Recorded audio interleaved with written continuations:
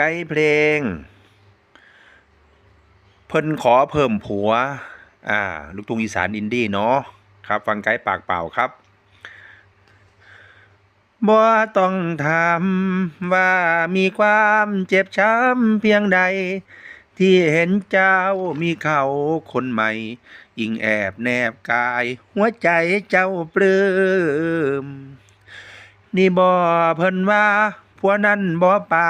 มีแต่หาเติมใจเฮานาปันฟ้าพาตึม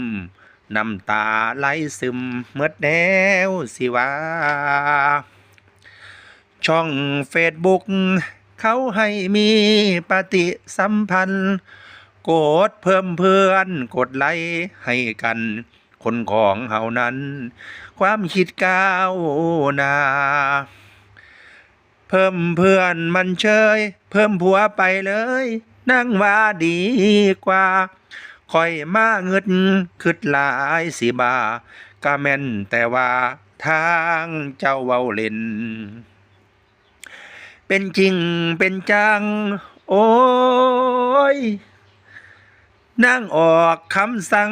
อย่าหายอย่าฮืออยู่ซื่อๆเด้อ